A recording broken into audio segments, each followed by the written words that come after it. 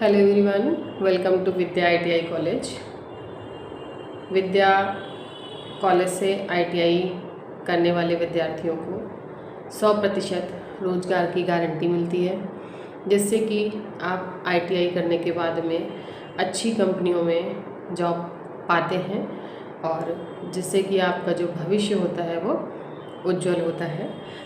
जो आईटीआई के लिए एडमिशन लिया है जिन बच्चों ने, उनको बहुत सी समस्याएं आ रही हैं कि किस तरह का पेपर आता है, क्या पैटर्न है, कौन से सब्जेक्ट्स होते हैं, कितने मार्क्स का होता है। तो मैं एक छोटा सा ब्रीफ आइडिया आपको देना चाहती हूँ।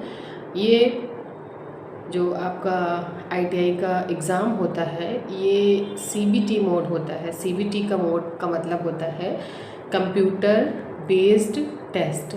तो जो एक आपका जो मेन पेपर होता है वो कंप्यूटर बेस्ड होता है, जो कि साल में एक बार होता है, ठीक है। और प्रैक्टिकल है वो भी आपका इंस्टीट्यूट में होता है, वो आपका सीबीटी मोड पर ना हो करके आपके संस्थान या जहाँ से भी आप आईटीआई कर रहे हैं तो उस कॉलेज या जो भी जहाँ भी सेंटर जाता होगा उस सेंटर पे होता है, ना कि कंप्यूटर बेस्ड होता है, ठीक है। तो अब ये तो पहला आपका क्राइटेरिया था कि आपका जो एग्ज़ाम होता है वो कैसा होता है, वो कंप्यूटर बेस्ड होता है, पेन पेपर पे नहीं होता। जबकि जो आपका प्रैक्टिकल होता है फाइनल, वो आपका कॉलेज या इंस्टीट्यूट में पेन पेपर से होता है, जैसे कि आपने अभी तक का हाई स्कूल और इंटर की परीक्षाएं दी हैं उस तरीके से, ठीक है। तो आईटीआई में दो तरीके के कोर्स होते हैं, दो तरीके की चीज़ें होती हैं। एक तो होता है इंजीनियरिंग ट्रेड, ठीक है। कैसी होती है? एक होती है इंजीनियरिंग ट्रेड और दूसरी होती है नॉन इंजीनियरिंग। तो जो आपका इलेक्ट्रीशियन है, फिटर है, या और जो इस तरह से जो आपके ट्रेड होते हैं वो कैसे होते हैं? इंजीनियरिंग ट्रेड होते हैं। नॉन इंजीनियरिंग में कौन से आते हैं? जैसे आपका पास कोपा है, कंप्यूटर ऑपरेटिंग प्रोग्राम असिस्टेंट करके जो आपका ट्रेड है कोपा, और स्विंग टेक्नोलॉजी जिसे कढ़ाई सिलाई भी आप कहते हो, तो उससे आप आईटीआई जो करते हैं वो आपका नॉन इंजीनियरिंग ट्रेड में आता है। तो अब आ जाते हैं अपना आपका जो एग्ज़ाम है वो टोटल मार्क्स कितने का होता है। तो आपका जो सीबीटी मोड एग्ज़ाम होता है वो 150 नंबर का होता है, ठीक है। 150 नंबर होते हैं और जिसमें कि 75 क्वेश्चन होते हैं, यानी कि 75 क्वेश्चंस होते हैं, ठीक है। ट्रेड जो आपकी ट्रेड होगी, आपकी ट्रेड इलेक्ट्रीशियन होगी या फिटर होगी, तो यदि आपकी इलेक्ट्रीशियन या फिटर ट्रेड है तो उससे 38 क्वेश्चन यानी कि 38 प्रश्न जो है आपकी ट्रेड से आते हैं, ठीक। और WSC जिसे आप कहते हो वर्कशॉप साइंस एंड कैलकुलेशन, ठीक है। इससे आपके कितने प्रश्न आते हैं? इससे 6 प्रश्न आते हैं। देख लीजिए, जो ट्रेड होती है वो इलेक्ट्रीशियन की हो या फिटर की हो, उसमें सिर्फ अलग अलग होते हैं। उसमें 38 प्रश्न फिटर के आएंगे और इलेक्ट्रीशियन के अगर आप हैं तो 38 प्रश्न इलेक्ट्रीशियन के आएंगे, ठीक है।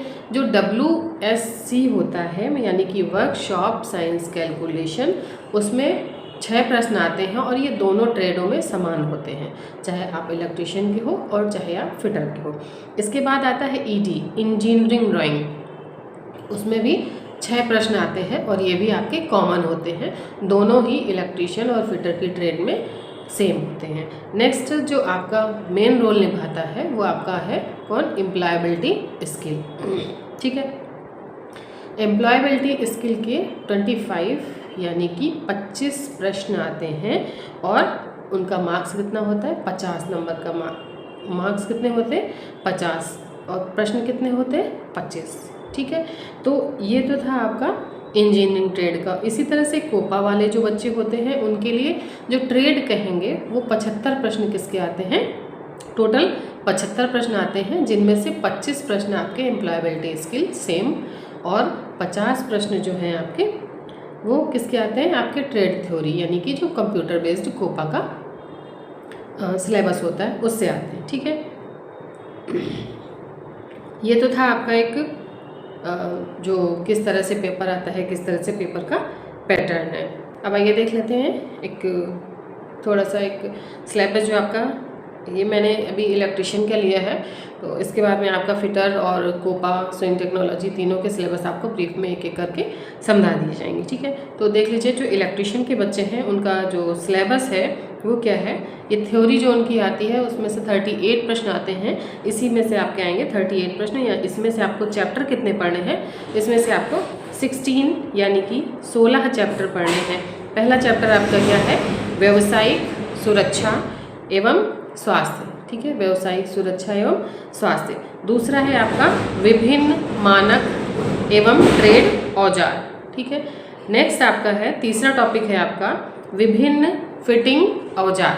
ठीक है, विभिन्न फिटिंग के जो औजार होते हैं वो होते हैं। फिर नेक्स्ट है आपका वैद्युतीय cables and soldering. Chapter number 6 है डीसी परिपथ एवं संबंधित नियम। चैप्टर 7 है चुंबकीय पद एवं विद्युत चुंबकत्व। चैप्टर 8 है प्रत्यावर्ती धारा सिद्धांत। 9 है बहुकलीय प्रणाली। 10 है सेल एंड बैटरी। 11 है वैद्युतिक वायरिंग। 12 है अर्थिंग। फिर 13 है प्रदीप्ति। 14 है वैद्युतीय मापक यंत्र।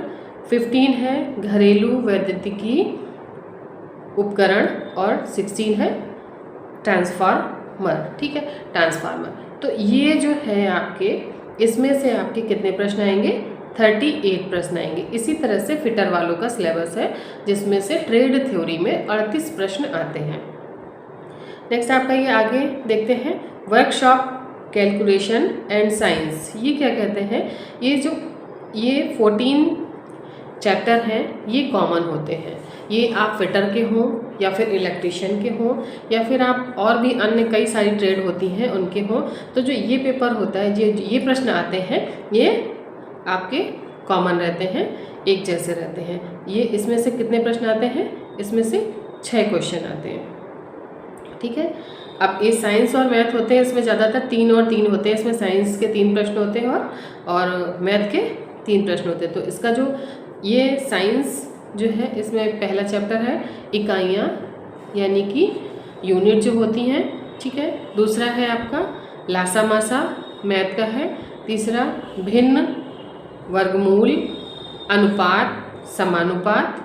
फिर प्रतिशतता, पदार्थ विज्ञान, द्रव्यमान भार एवं घनत्व, कार्य शक्ति एवं ऊर्जा, प्रारंभिक विद्युत, क्षेत्रमिति, फिर उत्तोलक एवं सरल मशीनें, और चैप्टर नंबर 14 है त्रिकोणमिति यानी कि ट्रिग्नोमेट्री। इनमें से आपके 6 प्रश्न आएंगे। इसके बाद में आगे चलते हैं, ये इंजीनियरिंग ड्राइंग जिसे आप कहते हैं ईडी, इसको आप क्या कहते हैं, ईडी। इसमें से भी आपके 6 प्रश्न आते हैं। ठीक है, तो इंजीनियरिंग ड्राइंग का परिचय, क्या होती है इंजीनियरिंग ड्राइंग, क्या होती है, ड्राइंग के उपकरण कौन कौन से होते हैं, इंस्ट्रूमेंट कौन से होते हैं, क्या ज़रूरत होती है, मुक्त हस्त चित्रण। ठीक है, विभिन्न औजारों का मुक्त हस्त चित्रण। मुक्त हस्त चित्रण का मतलब होता है आप पेन पेपर पे फ्री हैंड बनाएं, उसको ड्रॉ करें। नेक्स्ट है आपका ज्यामितीय आकृतियों का आरेखन, अक्षरांकन एवं अंकांकन। ठीक है, ये सारी चीज़ें आपको भी ब्रीफ में समझा दी जाएंगी जब आपका एक एक करके चैप्टर आपको पढ़ाया जाएगा। तो उसमें आपके सारे नोट्स, आपका क्या क्या आता है, किस तरह से प्रश्न आते हैं, प्रश्न पूछने के तरीके कौन कौन से हैं, वो सब आपको बताया जाएगा। रूढ़िगत एवं प्रतीकात्मक प्रदर्शन, इलेक्ट्रिकल सर्किट आरेखों का अध्ययन क्या होता है, इलेक्ट्रिकल लेआउट ड्राइंग का अध्ययन क्या होता है। तो इस तरह से आपको ये सारी चीज़ें कराई जाएंगी। अब आ जाइए मेन जो टॉपिक है, और इसको मैं पूरा कवर कराऊंगी आपको, एम्प्लॉयबिलिटी स्किल। इससे आपके 25 प्रश्न आते हैं, और आप किसी भी ट्रेड के हो, आप इलेक्ट्रिशियन के हो, आप फिटर के हो, आप कोपा के हो, आप स्विंग टेक्नोलॉजी के हो, आप एनीवन किसी भी ट्रेड के हो, अगर आप ITI कर रहे हैं तो आपको एम्प्लॉयबिलिटी स्किल का पेपर जो है 25 प्रश्नों का देना होता है, कंपलसरी होता है, उसी के साथ में ऐड होता है। 150 नंबर में आपका होता है ये भी। इसमें से आपके 25 प्रश्न और 50 नंबर के होते हैं, और ये आपके पास होने में अहम भूमिका निभाता है, क्योंकि कुछ बच्चे होते हैं जो इसी के भरोसे अपना एग्ज़ाम देने जाते हैं। तो एम्प्लॉयबिलिटी जो स्किल है, आपने पहली बार नाम सुना होगा। स्किल क्या होता है? स्किल या कौशल जिसे कहते हैं, तो प्रत्येक हर एक व्यक्ति के अंदर अपना अपना एक स्किल होता है, ठीक है। तो आप ITI करने के बाद में आप जॉब करने जाएंगे, तो आप किस तरह से जॉब करने जाएंगे, किस तरह से आप अपने सीनियर्स से बात करेंगे, किस तरह से आपको वहाँ पे उठना बैठना बात करना है, ठीक है। किस तरह से आप कम्युनिकेशन करेंगे, लोगों से बात करेंगे, कैसे उनको समझाएंगे या उनकी बात कैसे समझेंगे, ठीक है। आपको कैसे आप अगर आप अपना नया बिजनेस करना चाह रहे हैं तो कैसे किस तरह से आप अपना नया बिजनेस स्टैंड खड़ा कर सकते हैं, है ना। तो उद्यमशीलता, एंटरप्रेन्योरशिप जिसे कहते हैं, क्या आप जॉब कर रहे हैं, आपकी जॉब के लिए क्या क्या ज़रूरी है, क्या क्या नहीं ज़रूरी है, किस तरह से आपको अपनी सुरक्षा करनी चाहिए, किस तरह से आपको अपनी जॉब की तैयारी करनी चाहिए। तो ये जो इस तरीके की चीज़ें हैं, ये सब आपके किस में आती हैं, जिन्हें कहते हैं आप मोरल वैल्यू या कहते हैं एथिक्स जिन्हें कहते हैं, ठीक है। और इसी में आ जाता है आपका संवैधानिक मूल्य, हमारी वैल्यू कॉन्स्टिट्यूशनल वैल्यू कौन कौन सी होती हैं, हमारे अधिकार कौन कौन से हैं, तो ये सब इसमें आता है। फिर 21वीं सदी के कैरियर स्किल, जैसे 21वीं सदी से कैरियर स्किल से मतलब होता है, पहले आजकल डिजिटल का ज़माना है, तो आप किस तरह से आप अपने मार्केटिंग ऑनलाइन करेंगे, किस तरह से आप परचेजिंग ऑनलाइन करते हैं, किस तरह से आपको अपनी जो है अपनी मार्केट बनाने के लिए ऑनलाइन का सहारा लेना पड़ता है, अलग अलग प्लेटफॉर्म पे आपको अपना जो है काम करना पड़ता है ना। किस तरह से आप अपनी जॉब सर्च करते हैं, वो भी ऑनलाइन सर्च करते हैं। तो ये सारी चीज़ें जो है, ये सारी इसके अंदर किस तरह से आप अपने स्किल्स को बढ़ा सकते हैं, किस तरह से आप अपने स्किल को चेक कर सकते हैं, तो ये सारी चीज़ें आपके एम्प्लॉयबिलिटी स्किल के जो ये पेपर है इसमें होंगे। इसी के साथ ही साथ आपको सामान्य अंग्रेजी साक्षरता, यानी कि सामान्य अंग्रेजी का मतलब है सिर्फ आपको इंग्लिश इतनी आनी चाहिए कि आप पढ़ सकें, समझ सकें, और वहाँ पे क्या लिखा है, किस तरह से आप जो है लोगों के बीच काम करेंगे, तो कम से कम आप एक समझ सकें। बिल्कुल बेसिक इंग्लिश या बेसिक अंग्रेजी नॉलेज जो है वो आपको होना चाहिए। 5वां चैप्टर है आपका संचार कौशल। संचार का मतलब होता है कि आप किस तरह से एक दूसरे से बात करेंगे, कम्युनिकेशन स्किल किस तरह से करेंगे, ठीक है। किस तरह से हमको अपने सीनियर से बात करनी चाहिए, किस तरह से अपने जूनियर से बात करनी चाहिए, किस तरह से आप ग्रुप में काम करें तो आपको बात करनी चाहिए, ठीक है। तो किस तरह से कौन कौन से स्किल्स होते हैं कम्युनिकेशन के, ये सारी चीज़ें आपको इस टॉपिक में पढ़ने को मिलेंगी।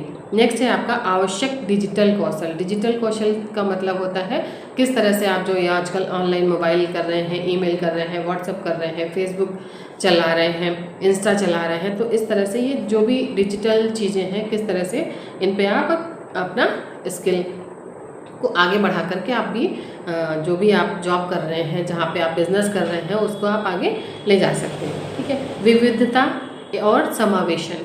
विविधता होता है यानी कि विविधता मतलब कई डिफरेंट जो लोग होते हैं, अलग अलग कल्चर होता है, अलग अलग संस्कृति होता है, अलग अलग पहनावा ओढ़ावा, है ना, रहन सहन, किस तरह से आप दूसरे स्टेट से आते हैं, कई नई जगह पे जॉब करते हैं, और किस तरह से आप उसमें समावेश, जहाँ आप जाते हैं फिर धीरे धीरे आप वहाँ की चीज़ों को एक्वायर करते हैं, आप उसी में समाहित धीरे धीरे उनके एटमॉस्फेयर को अपने आप एडजस्ट करने लगते हैं। तो ये सारी चीज़ें जो हैं आपके कौन से चैप्टर में आएंगी, विविधता और समावेशन में। वित्तीय साक्षरता क्या होता है? वित्तीय यानी कि फाइनेंस, यानी कि किस तरह से पैसे का लेन देन करना है, किस तरह से क्या है, तो ये सारी चीज़ें आपकी वित्तीय साक्षरता में आएंगी। कुछ ऐसे शब्द होते हैं जो इकोनॉमी के होते हैं, उनको आपको समझना चाहिए। जैसे आप FD क्या होती है ना, एक आप जो जॉब करते हैं तो आपके टैक्स कटते हैं, तो वो किस तरह से होते हैं, वो आपके किस तरह से होते हैं,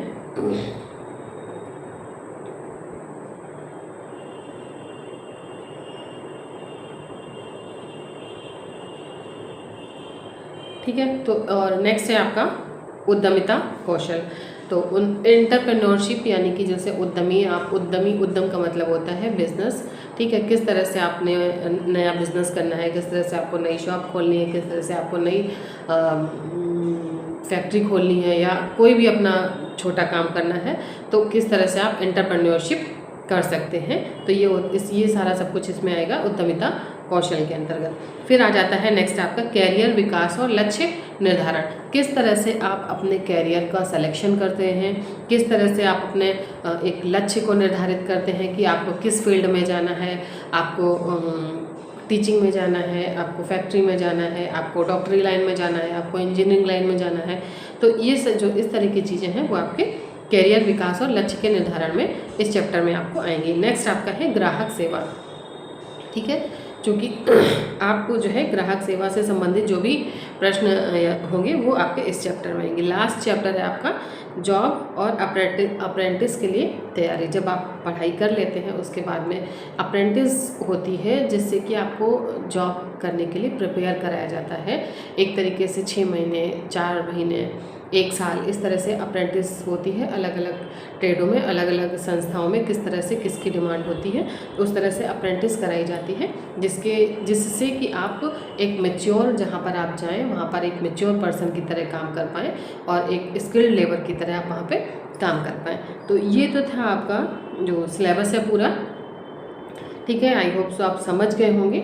एक बार और मैं रिवाइज़ कर दूंगी। आपका जो CBT मोड पे आपका एग्ज़ाम होता है वो एक 150 मार्क्स का होता है, 150 प्रश्नों का होता है। उनमें से 38 प्रश्न जो होते हैं वो आपके ट्रेड थ्योरी के होते हैं। उसके बाद में 6 प्रश्न जो होते हैं वो आपके WSC के होते हैं। इसके बाद 6 प्रश्न आपके ED के होते हैं और 25 प्रश्न जो होते हैं वो आपके एम्प्लॉयबिलिटी स्किल के होते हैं। ठीक है, तो ये आपका सिलेबस मैंने आपको दिखा दिया है। फिटर का और कोपा का जो सिलेबस है वो आपको नेक्स्ट वीडियो में मिल जाएगा। और आप एक नज़र थोड़ा सा प्रश्नों को देख लीजिए कि किस तरह के प्रश्न आते हैं।